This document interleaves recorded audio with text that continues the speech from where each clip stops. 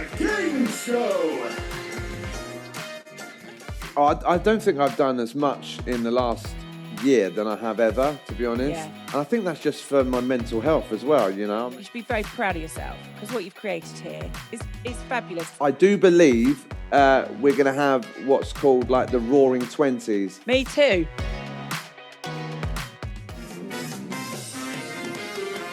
It's a game show! It's live!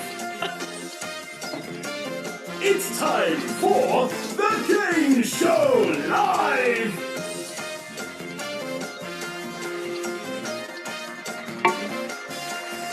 And now here with the hits, his shake, his hits, it's Mr. Glitz! Yes! Hello, everybody! Come on, get in! You're all right? Hello, mister. Listen, I'm Nicole. This is the big chat. And today I'm talking to Tom Swift. Come on. Hello, Tom. Hello, my darling. You're all right? I mean, that was the best start I've had to date. It's the best start you've ever had. The best. I mean, that was phenomenal. Mr. Tom Swift, welcome to the big chat. I'm so excited to talk to you in your studio. I've really got some studio envy going on here. Right, I know. Tell me about it. I've got lights and everything. Where are your lights? I actually don't really have much of a light off that I can put on here, but I would love to see some of your lights. Could you, just before we get started, go on, show me so. I've got to go in the room and press the buttons, you see. This is amazing. I love this. It all gets ruined, you see. Yeah. Well, right. I'm very impressed. You'll have to wait until you play the game. Okay. I've got a feeling I'll be playing that quite soon. You will. Take a seat, sir. Take a seat. Oh, thank you. That's very kind of you. In your is that a pink leather chair you've got there? No, it's white leather. White leather. Yeah. Only the best here. Only the best. So for those of you who don't know Tom Swift, I mean, I would hope that most people would know who the legend that is Tom Swift is. He is very well known for Wicked Productions, which produces, I think, the best pantomimes that I've ever seen, for sure. Oh, thanks. Very kind of you. Tunbridge Wells as well. He's very well known for Cluecracker Games, and more recently, which was one of the reasons I was very excited about talking to him again, the Game Show Live, which is his latest venture. Tom, how are you? Tell us a bit about what you've been up to. I'm good. Well, last time I spoke to you, obviously, it was the start of sort of the lockdown last year, wasn't it? Like the sort of mid of that lockdown. So since then, we've just literally tried our best to come up with ideas to keep going, really, and keep creative. So this is the latest venture. I mean, obviously, theatres are shut, so we can't do anything there. Yeah. So this is sort of a guaranteed thing that was actually going to happen, without anybody saying we can't go ahead or can't have audience members because everybody's on Zoom. So obviously, this seemed the right thing to do at the start of this third lockdown, was to try and keep some entertainment going for people at home and for them to be guaranteed to actually be able to come and play it and do it, without that stress of walking into a theatre or cinema at the moment, sort of thing. So, yeah.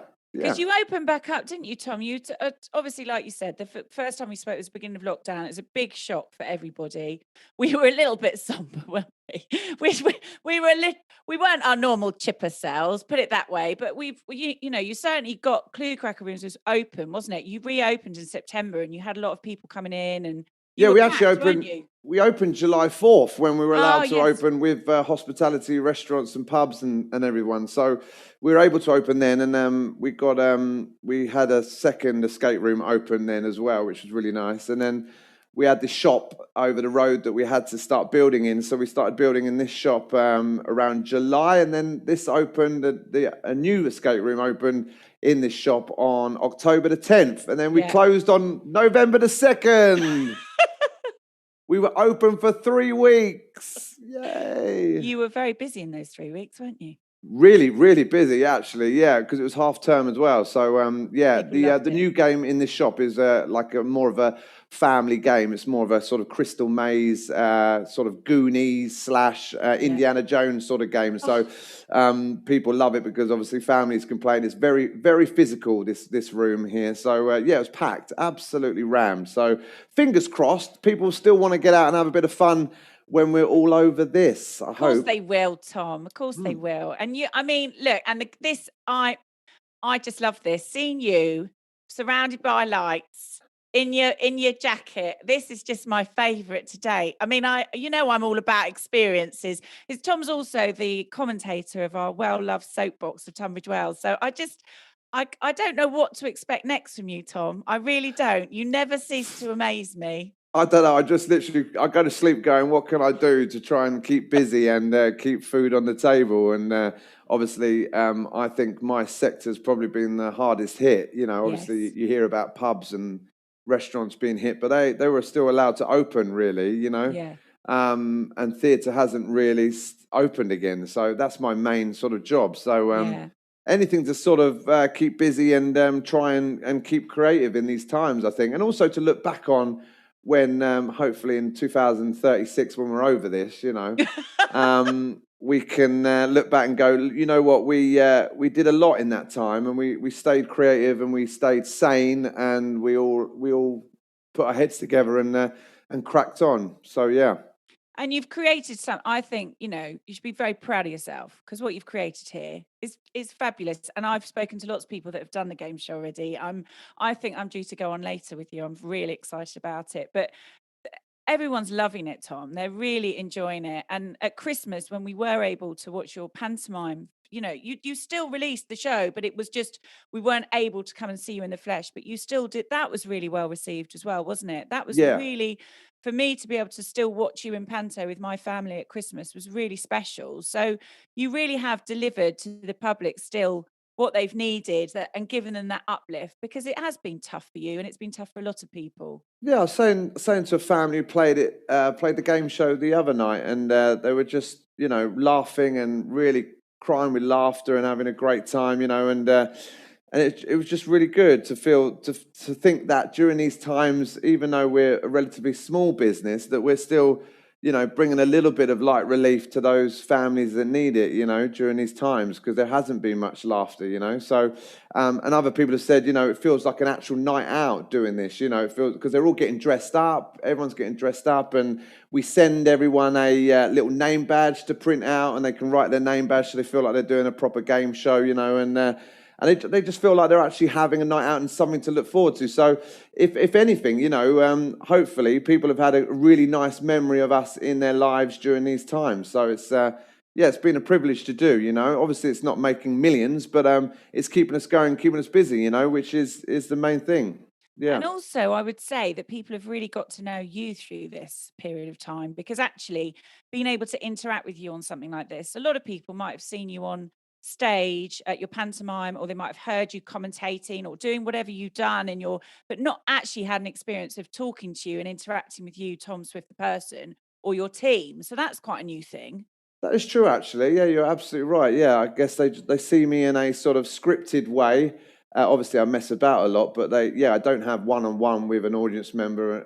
I mean, I pick on people in the audience, but I never sort of stop and chat to them for 10 minutes. Yeah, Yeah. but you know, I don't really get a chance to do that in the game show, to be fair. You know, I say hello to everybody at the start and have a little chat to them, but I don't get to just sort of talk to them, you know, personally, you know, as like this. But yes, they do get to sort of chat to me and interrupt Personal me. host. Yeah. Yeah, absolutely. So yeah, they and we've done a lot of kids game shows as well, you know, and they've really enjoyed having their birthday with us and things like that. Lots of celebrations and things, which has been nice that people still could do a birthday party with all their friends and family on Zoom, and it'd be a bit of an event for them, you know. So it's been great. Tell me how this idea came about. I mean, we all know you're very creative. We've talked to you in the past about how you got into this. You know, you are. You're so creative. You are. You're so creative. Oh my goodness, so creative. How did you come up with this idea, Tom? It was about 3 a.m. So what happened? We finished the Panto stream finished, and then the lockdown number 3 hit, and I think I was just thinking, what could we do just to keep busy, really, because I had nothing in the diary whatsoever, nothing, and then about 3 a.m, I was actually originally thinking about doing a live escape room in the room that we're in now, which was going to be based on like a hostage in a room sort of situation where, you know, someone's on a chair sort of padlocked or whatever to the chair, and just like a light on him, and, you know, you've got cameras, and then everyone comes on Zoom and helps him get out of this situation. You know, that was the original idea I had about 3 a.m. But then I thought, well, that's fine, but you can only play that one time. You can only play it once, right? So you can play it once, and it only really sort of appeals to our escape room fans, you know. So then I was thinking, well, what's something that could be interactive, fun, families could play, and also it appeals to our Panto sort of side of things. And then the game show just went, right, that would work really well, you know, because we could also, which we have already, we've got 2 different versions of the game show. We've got the old version, which is the one you'll be playing tonight. Thanks, Tom. Well, it's not the bad version. I mean, it's the original version of the game show, and people have come back to play it twice, or they've played with their friends and family, and then they've said to others, "Oh, we must do this," and then they booked it. You know, so say a family member booked it, and you've joined the Zoom call for the game show. You've enjoyed it. You've then gone, "All right, well, I'll get my friends and family in." So you know, we've had loads of those. So we've obviously had to change. To make a different game show for that as well. So we've got 2 different versions now. So that's the great thing about it, because obviously other people can play it twice if they want to, and the escape room, like a live escape room, wouldn't really work in that respect. And you've got how many? You've got up to six teams, isn't it? Is that the same for kids as well? Yeah, we have done a corporate where we had 16 screens a couple of weeks back, which was fun. But that was a 2-hour version. So the more players, the longer it takes, because obviously you're going through all their questions and answers, and there's not many questions in it. You'll see later on. I can't give too much away, but I know I'm working you. You know I am. I'm trying to get inside information here. I'm not but it's not just a quiz show. I'm not just literally sitting here going and tell me the capital of this place, because that would just be boring. So we've got some really great rounds. We've got like catchphrase and family fortunes, and we've got like a missing lyric round where we all have a little sing-song and a bit of karaoke. And then we have a great finale round, which I'm not going to tell you about, but everyone's really involved with that. So it's you know, everyone can play it, and there's not a point where it's boring, you know, where you're just answering questions, which is great. And this is all, I mean, I'm getting the feeling here, like when you talk about Indiana Jones and the Goonies, I mean, they're all my favorites too, and all these catchphrase, is this inspiration, is it coming, is these all things that you've loved in your lifetime and sort of really pulled on those resources and thought, right, what can I put this into sort of a modern day version almost, isn't it?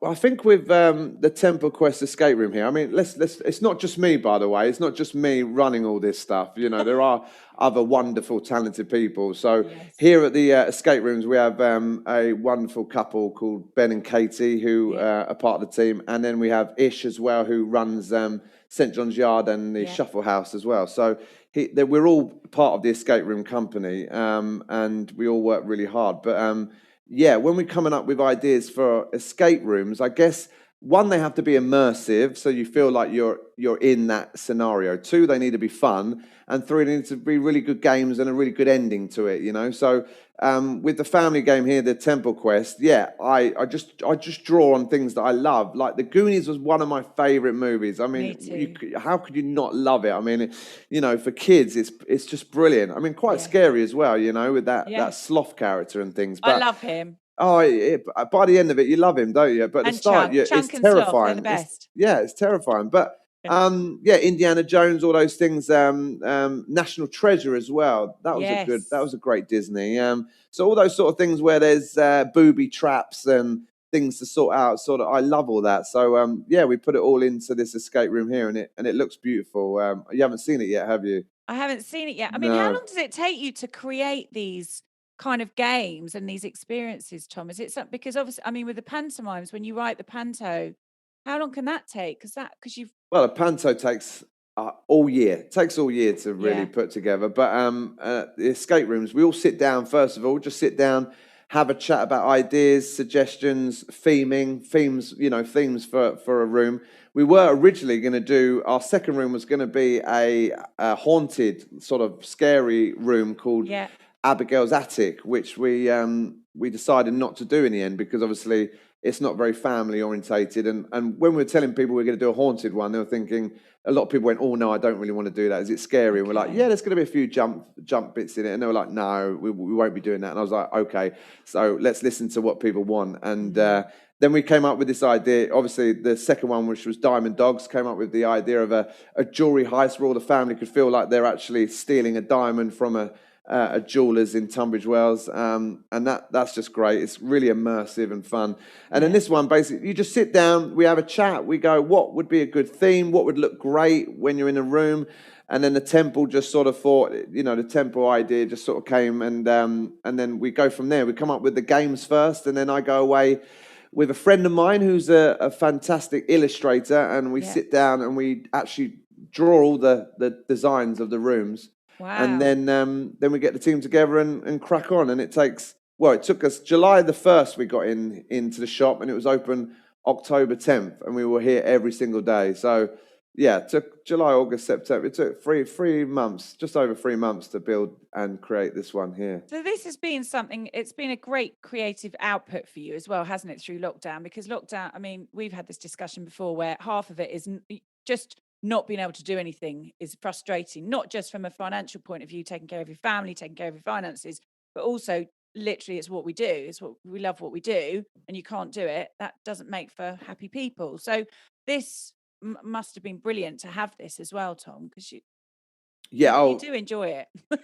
I don't think I've done as much in the last year than I have ever, to be honest. And I think that's just for my mental health as well. I mean, everyone deals with things differently, but I think if I wasn't busy and I wasn't staying sort of creative, then and just sitting there doing nothing, I think it would be really hard on me, to be honest. So yes, it's been an absolute blessing. I mean, it's been tough because obviously we when we were first back in last February when we started building the second escape room, the company was doing relatively well. It was busy and it was time to expand. So not only did we start building a second escape room, we then took on a shop before the first lockdown. So we took on that with a big lease, big business rates to pay, that sort of thing, because we were doing well and we wanted to, expand obviously, and when it all hit, it was tough because we had literally spent all our money. It'd gone, So thankfully with a bit of determination, we didn't pay ourselves to build it or design it or whatever. We just cracked on and we survived basically on savings and any grants that the guys could grab or anything that we could find any help with, and that's how we've survived really to up to this point. And would you say, I mean, what would you say you've really sort of learned about yourself in the last year, Tom? So we're going to get an announcement later on today. Obviously, this might not be aired the same day, but we're going to find out later when we can open back up, and we all hope that it's going to be soon. What have you really learned about yourself, would you say, in the last year going through all of this? I mean, you know me quite well. I mean, I didn't take it well at the beginning, I didn't take it well at the beginning, but then when you go home and you see your family and you realize how blessed you are as a person to have what you have, and I say it to a lot of people. A lot of people have moaned a lot about homeschooling and things like that. I know it's difficult, and without a doubt it's difficult, but we don't live in Syria, we're not living in Syria. Absolutely. Where we're being bombed every day and we're scared for our children's lives. We're not in that situation. We're very blessed to live where we live. But then again, we have those stresses of of paying our bills and big bills and things like that. And maybe if we lived all on an island and we built our own houses out of wood and had no stress and just had to, spear a boar every night, we might all not have these stresses as well. I think that way of life where you have no stress of paying bills and trying to get money and just, living as a tribe, I think is probably paradise, but we do have that. We have those stresses. So obviously you've got to make money and survive. But I think what it's taught me mostly really is that, and this is not in an arrogant way at all, but if I can survive through a pandemic, then I'm going to be okay in the future. Absolutely. I think that's the main thing. And also, I have an amazing wife who is completely supportive. She hasn't seen me really for the last year, and she's been home with our 2.5-year-old, running around and causing havoc. And obviously, my wife can't go out and do anything, or go with her to the zoo, or do any sort of or have childcare with the grandparents. We haven't done any of that, so she's been very understanding. And I think it just shows that, yes, pull up your socks and you can still crack on and be creative and be proud of everything that you do. So And actually, yeah, I think, I know your wife, she is wonderful, and you have got a supportive family, but also must be very proud of you, because I think, like you say, it did hit us. It hit a lot of us in different times, different places, and some of us show when it hurts more than others. It's not always what you see, is it? It's not always the smiley faces that we show, isn't always what we're feeling underneath it all. But actually powering on through and being determined and keeping on going is a strength that I think you're fortunate to have it, and I'm fortunate to have it. And I think it's a great gift to be able to share with other people, because things like the game show live now that you're doing, what a wonderful thing to give people. I mean, I'm literally, that music just came on at the beginning. I'm so excited. I'm putting that before my own show music. I mean, it's fabulous, and it's already got me very excited. And we need that. That's what we're missing at the moment, isn't it? Without I hope so. And it's not all about being ambitious in your life, because with a pandemic can come along and just put a stop to that. So you then but it's hard with our lives, because obviously we have to earn money to survive. Yeah. Which means you're away from your family. But you are trying to survive to get to that point where you can spend more time with your family, right? Yeah. So it's just this catch-22 of like working really hard to make sure you earn enough to be able to pay for everything, and you've got a roof over your head. Yeah. Or you're earning enough to try and get to a stage where you can start moving away from work a bit more and spend more time with them. So it's tricky, But yes, I think we're very lucky to live where we are, and it's been tough on a lot of people, of course. But we should look at the bright side of things as well, of having our friends and family and a roof over our heads and a hot water. Absolutely. And as you say, it's perspective. I think it is getting things into perspective. Without a doubt, yeah. And I think some people are better at keeping perspective than others. And I think sometimes some people need a bit of a nudge. But ultimately, I think any kind of joy that you can bring in, especially with this, is something you can do with your family, which is great. I think, is this something that we can see? Is this going to stay? I mean, do you think things are going to change if we can go back out there and everything opens up again? What does the landscape look like for you, Tom, in the future? Is it these going to be more things that you start to do, or are you going to wait and see how things develop? The minute planes can fly again, I'm off. I know where you're going, because I'll see you there. No, yes. In all seriousness, where do I see? Well, I don't know. I don't know what's going to happen next. All I know is I've survived the last year. So anything else that comes next, I think we'll be able to crack on. Yeah. So that for me, I'm in a much better place now in my head, knowing that we can keep this set up. We can keep all this. We can stay here. And if there's another lockdown, we can go, right, let's redo another game show. Let's bring some more laughter to people, Absolutely. So, there's all that. And with Panto as well, if we can't put Panto on with an audience this Christmas, then we will film another one to keep people entertained for Christmas.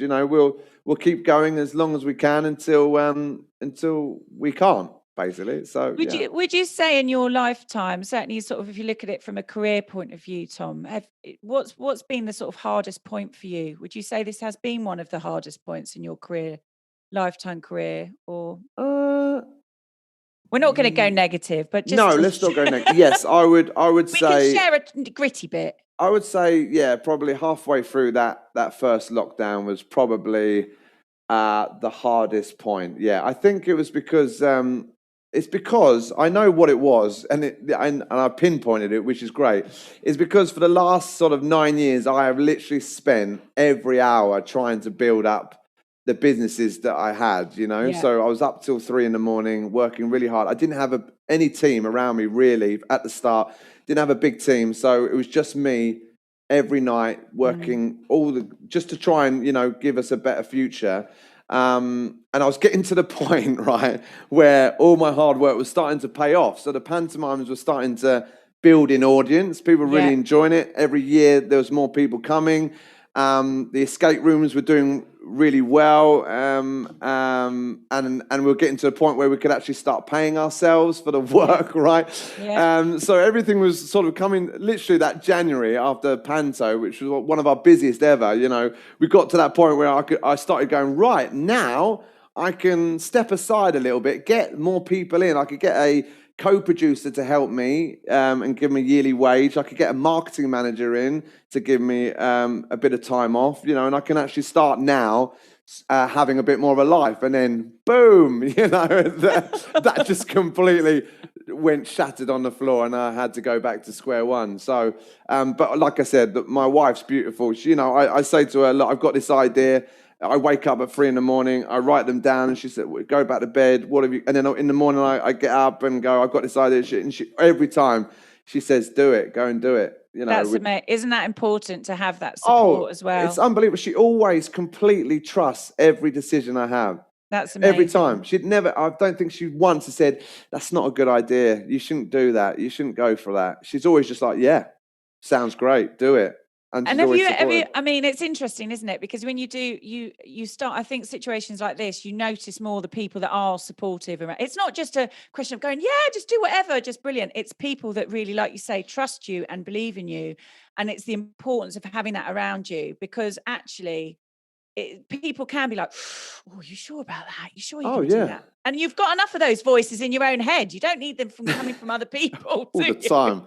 So many voices in my head. Yeah, I mean, I'm giving a bit away here, but no, but you need to quieten those voices, those internal voices when they're that negative, but you don't need it external as well, do you? Let's face it. I mean, if I had a wife that said no to me like creatively all the time anyway, I wouldn't be with her, would I? So, no, I mean, it just wouldn't work. Not. It just wouldn't work. So, I mean, I'm very, very blessed in that way. And now my little daughter, Emily, she's starting to realize what I do a little bit more as well. So she watched the Robin Hood Panto. She watches it nearly every day. She loves it. She absolutely loves it. And she knows all the dance routines. She knows some of the words.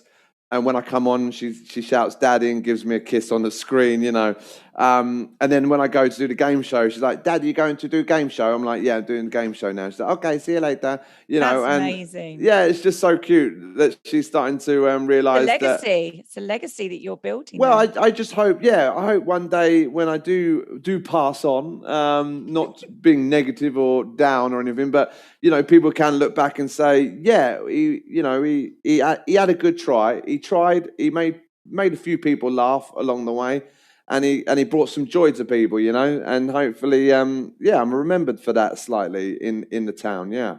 With I mean, you and your wife are both in the industry, as it were. If your daughter, when she gets older, would you like that if she was full of... No. No, I'd like her to be an architect, please. Okay. Well, that's just because you'd like her a lawyer, so that I don't have to pay her way for all her life. No, she can do whatever she wants to do. Yeah. She can dream whatever she wants to dream and be whatever she wants to be. I couldn't care less, to be honest, and I will support her in any way. What would be your advice to someone that's sort of in your industry at the moment, sort of to keep going? Because like you say, it's been hit very, very hard, and you've got a lot of friends that are probably maybe not found the power to keep going or resources, because not everyone has been able to, what would be your advice to them, Tom? My advice is just that I believe when we can get to a point where this virus, this terrible thing that we've all gone through, once it's at a point where we can start to get back to some kind of normality, just to say, look, hold on a little bit, just keep holding on. Go and get another job if you need to, and there's no shame in looking for something else for now. Yeah. But I do believe we're going to have what's called like the Roaring 20s. Me too. Yeah, I absolutely believe that that like after the Spanish flu pandemic in the back in the 20s as well. That ended, I think, it went 1919, didn't it? No, 1917 to 1921, I think it lasted.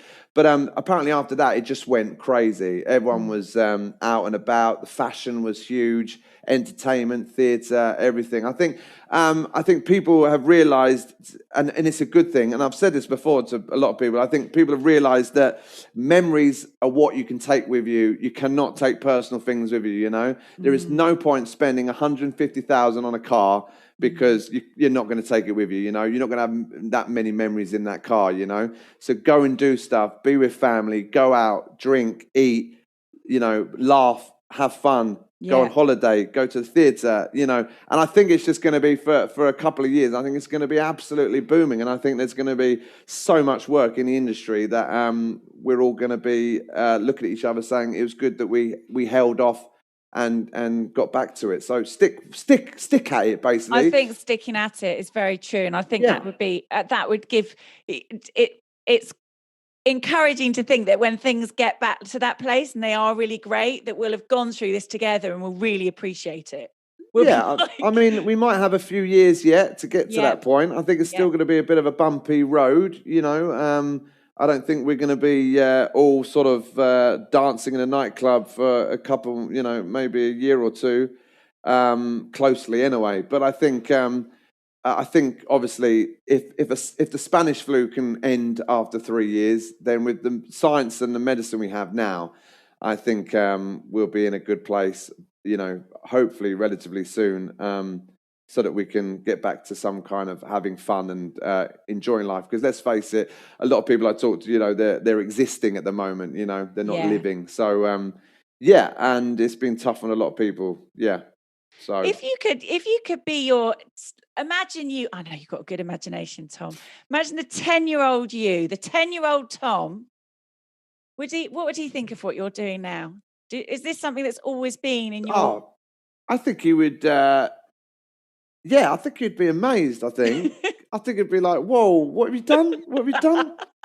I mean, looking back at a 10-year-old me when I used to build horror attractions in my bedroom and build coconut shies in my garden, or water slides and things like that. I think that was the start of that sort of thing of trying to entertain people and bring some joy to people. So I think that's all I ever really wanted to do. And if I can leave that legacy behind of people saying, yeah, I did that. I went and did that. I went and saw that, or I played at escape room, or I did that, and we had really good fun. Then I've done my job, and I've done what I was meant to do here on this planet.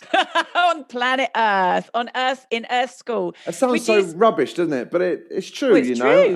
Doesn't sound rubbish at all. Totally true. I'm just happy to do what I do, I'm really happy, and and I'm proud. I'm proud. I think I've got to that point where I can actually say I'm proud of myself for the amount of things that I've done. Yeah. I'm feeling a bit emotional, Tom. I feel like I'd need to reach into that screen and give you that's it. We have to elbow touch, don't we? We'd sort of talked about a hard point or tough point, but what about your high point, even if we looked at the last year? Because you would have had lots of high points in your life and career, I know, and your family and your daughter. Oh, so many highs, everyone. But what about, let's do dramatic hands on the forehead. But what about in the last year? What has been a high point of the last year? Because there must have been. Come on, there must have been. Oh, there's been some really good moments. like the openings of the escape rooms, just being creative with friends, and that whole sort of panto season thing where we didn't know we were going to go ahead. I wasn't that sad, to be honest. There was a part of me that was like, it's a shame people aren't going to see this. But there was another part of me that said, well, I'm inviting all these people in a theatre, who are going to be relatively close to each other, and I'm putting them at risk a little bit of this terrible virus, and so when the announcement was that we couldn't open, there was a part of me that was a bit relieved, because it took the pressure off me. In a sense, it made that decision for me, but it also meant we could carry on filming the show and also having all my friends around me. Because I just picked up the phone and said, look, guys, this is the situation. You know what we're in. I wanted to still do something at Christmas, but you all have to be behind me, and and try and do it on a more of a profit share type thing. And they were just, all these people that have worked for me over the years, just literally, I called them and they said, yes, we're in, and amazing. And that was a highlight. And having Amanda, my wife, back in the show as well was really nice to have her with me. And just to have all my friends around me. I think that was a real highlight that Christmas, because one, it was my first Christmas off, right? I've never had a Christmas off ever since I was, I think, about 11. So to be able to film the show and then have Christmas Day, Boxing Day off with my girls, and have the rest of that Christmas off. And I mean, we couldn't do anything. We just stayed at home. You couldn't go and do anything. But even that novelty. No, but just that novelty of having Boxing Day off, and it was great, So that was a highlight. Just being around friends and creative people to get these shows together was fantastic. And obviously the escape rooms opening, they're very stressful putting them together, very tiring. And but when people are doing the actual escape rooms, and they're laughing and they're having fun and they're running out the door at the end saying how much they had a great time, that's a great moment as well. So I've had some really good moments, and obviously seeing my little girl grow up and talking and chatting away, and every morning I get to see her and she's jumps on me and smiles, and that's all. That's what it's about. That's it. That's everything, really. Don't need anything else. Don't need anything else. Get me on a little desert island. All right, I'll make a little mud hut. I'll build one out of some bamboo and some rope. Get me on there. I'll blow dart a boar every night. Well, I think there'll be no troubles. I'll swim with my little girl every day in the sea. Perfect. Wouldn't that be lovely? Wouldn't that be lovely? There is a TV show, isn't there? I can't remember the name of it, but that might not be a bad thing. But it's a TV show where they're on the desert island. It's the guys that did the car one, isn't there? What's that one called? I can see you doing something like that. Going out to a desert island. They're literally finding ways to try and escape off the island. It's kind of a... I know. Yeah. I need to watch that. I think you need to watch that. That could be your holiday sort of work project. I'd love that. Do you think you will spend... Because I see you working very hard through this lockdown.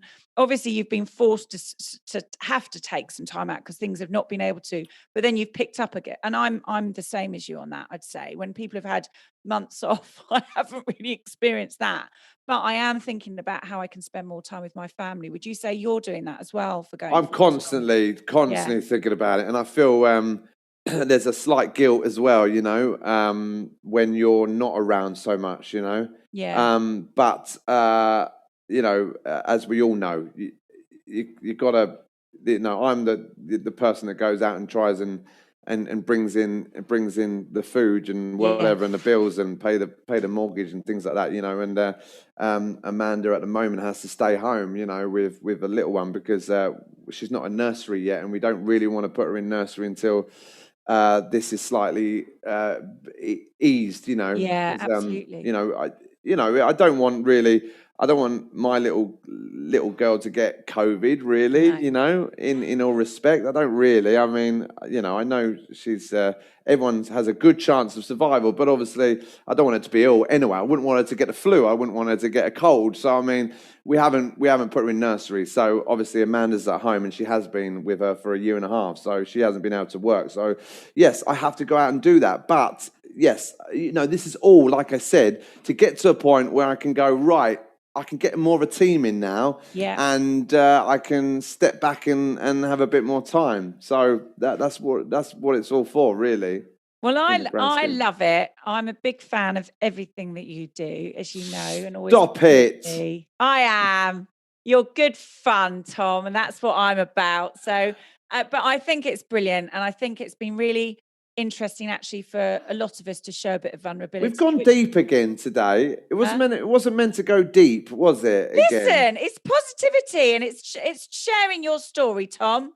With the world. About? What's that about? It's all gone. Oh yeah. No, it hasn't. Not at all. Not at all. I think at the end of the day, I think it's fantastic what you're doing, and I think everyone that's been a part of it has said it's brilliant. I can't wait to get on it later. I mean, am I ready for this? How long is it? 6 hours. How long is it actually? How long is the show? It's an hour. Is it an hour? Yeah. Is it? I mean, do you? Can I just ask this just before I lose you? While I've got you like this recording, are you nicer to people that you know on the game show, or do you pick on them? No, I mean, I just, just pick on people. I've heard about you in Cluecracker rooms. I've heard about some people that have gone in there and had you in the back. Certain members of my team have been in there, and oh my God, Tom's in there. We need to watch out. So the great thing about the Temple Quest fighters, we have a monkey that gives you clues in there. Really, an animatronic monkey, and we have the microphone in the tech room. And when I'm on there, I give people a bit of stick for being thick. But can we have the monkey tonight, please? I like. Yeah, you can have a bit of monkey. Well, you've got me. I'm a proper monkey. A performing monkey, aren't I? Whee! No, listen, right? If you're thick tonight, then you're going to get picked on, basically. What can you do? So you've got to be good. You've got to be good. And obviously, if you're good, I'll pick on you anyway, because you're probably showing off. So, I mean, whatever happens. I'm literally, I have the mickey taken out of me because I don't even know what county I'm in. So I'm slightly dreading it, but I'm very excited about seeing this. Well, you'll see me later with all these cue cards that I don't even use anymore because I know it off by heart. But they're there to keep me on the right path. Yeah. Well, thank you so much for talking to us, because honestly, you have been a highlight of what has been a pretty low year, seeing all the stuff that you've done and all the ways that you've kept us entertained, because honestly, you've done a phenomenal job. And deep or not deep, that's the truth. So you can I know, it's just a bit like, you've done so well, you have. Look, listen, we've all just survived, right? And that is the main thing. We're not only survived, but tried to keep a bit of laughter and joy in our lives, So if I've done that, then I have succeeded in, hopefully, in history. When families look back at this, they remember perhaps watching the panto and laughing as a family and getting up, dancing in their living rooms, or they remember doing the game show and rolling around in laughter and having a good time. And if I've done that, then I'm really proud of myself for that, because people will remember it for a long, long time. So I think you've done that, Tom. I think we can safely say you can be proud of yourself. Yes, I hope so. Unless they don't find me funny, then obviously I've really failed. And then you've definitely failed. That's why I build all this set to, So you could just go into your room and just so they don't realise how unfunny I am, and they just look at all the glitter and all the lights moving and stuff. Yeah. I'm looking forward to seeing what your next ventures are. I've no doubt about it that once we get out there into the no idea, but I can say that we are looking at some other little projects. I won't say too much, but we'll bring some more entertainment to Tunbridge Wells and allow families to have some really good days out. So fingers crossed. I'll tell you more about it soon. Well, Tom, always a pleasure, never a chore. Thanks for having me. Thanks for coming on. And I'll see you on the Game Show Live later on today. www.thegameshowlive.co.uk. Book your game show now until the 4th of April. Was that recorded? That was brilliant. I need to start doing that myself. I feel like we need to end on some music. Have you not got like a button that just presses? No, I have I have someone in the tech room. Well, me and Ben, the other guy that we run the escape rooms with, he's a great presenter as well and a comedian as well. Well, like a comic as well. So we do it alternatively. So we play the host and then we go and do the technical side, so we take it in turns, and he's very funny as well. I think I say very funny as well. That sounds terrible, doesn't it? It's like, I'm God, really it's just- funny. it's Ha ha ha definitely- ha. No, I'm not funny. Look, you either laugh or you don't laugh. All right. You are funny, I'm not Tom. everyone's I'll taste, always but laugh at you. what I'm saying is, like, he's funny as well as, like, hopefully I Just stop, raise Tom. a Just little stop. bit of laughter. Just Look, stop. I don't like being that sort of person that says I'm You're funny not. or I'm You're great not. or whatever. Because But I do think when we I'm get just back surviving. out, when we get back out there, I think you should let me come in and do a live recording Yes, in the studio. let's doing something. Well, the studio will be probably up until or in the Cluecrackers, or in the Goonie. come on into the. Something. We'll go to the Aztec jungle and go in the Yes! temple, and we can record in there, shall we? And I'll That take would you be round. so much fun. I would love that. Okay, we're going to take this to a whole new interactive podcast video level. Do it. All right. Well, listen. Thank you, Tom. It's good to see you smiling, sir. Oh yeah, no, I know. I'm in a good place, really. Exactly. Let's absolutely. hope for good things later. We're going to get some good news from Boris, and I'll be able to see you not in this mini screen anymore. I'll be able to actually see you in the flesh. Can't wait for that Fingers crossed, time. Fingers crossed. All right. Well, cheers, Tom. Bye. Bye.